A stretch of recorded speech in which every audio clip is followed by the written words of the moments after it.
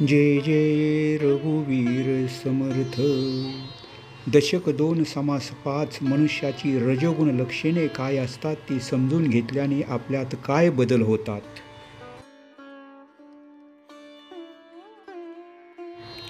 श्री समर्थांनी दासबोध ग्रंथात रजोगुण लक्षणाचे 2 विभाग केलेले आहेत. एक शुद्ध रजोगुण व दुसरा शबल रजोगुण होय.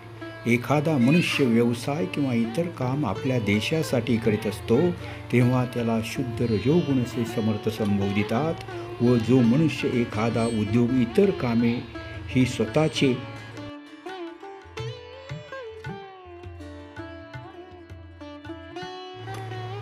कुटुंबियांसाठी अगर प्रिय व्यक्तींसाठी करीत असतो किंवा त्याची सर्व हालचाल ही विषय उपभोगासाठी असते त्याला शबल रजोगुणी असे समजावे. श्री समर्थ रामदास स्वामी यांनी शुद्ध रजोगुणी माणसाचा पुरस्कार केलेला आहे. आळसी माणसाच्या निष्क्रियतेपेक्षा स्वार्थी माणसांची क्रिया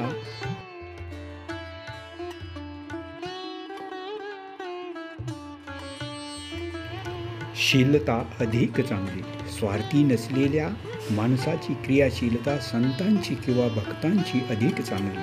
श्री समर्थांनी रजोगुणी माणसाचे वर्णन अतिशय चांगल्या पद्धतीने केले आहे. रजोगुणी मनुष्याचे खाणेपिणे, मित्रमंडळी, करमणुकीची नाना साधने यामध्ये त्याला प्रमाणापेक्षा जास्त अभिलाषा असते.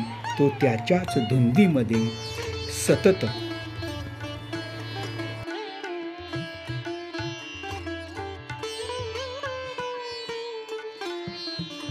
राहत असतो. भौतिक वस्तूंचा म्हणजे चमचमीत खाणे, करमणुकीची साधने, चैनविलासाच्या वस्तू, मित्रमंडळी, गाणी बजावणी या गोष्टींमध्ये त्याला भरपूर प्रमाणात रस असतो. परंतु भगवंताचे जेथे नामस्मरण वगैरे चालू आहे त्या ठिकाणी तो थांबत नाही. त्याला भगवंताचे नाव नकोसे वाटते. अशी वृत्ती रजोगुणी माणसाची असते. तमोगुणी माणसापेक्षा रजोगुणी माणूस जरी चांगला असला तरी जोपर्यंत त्याला अनुकूल वातावरण असते तोपर्यंतच तो व्यवस्थित राहतो. त्याच्या मनाविरुद्ध काही घडले की त्याला खूप राग येतो. म्हणून केव्हा तरी त्याने रजोगुणाचा त्याग करून सत्वगुणाचा अवलंब करावा. समर्थ पुढे सांगतात की माणसाने शुद्ध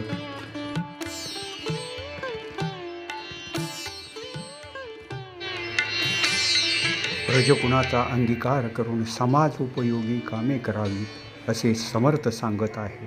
जय जय रघुवीर समर्थ. जय जय रघुवीर समर्थ.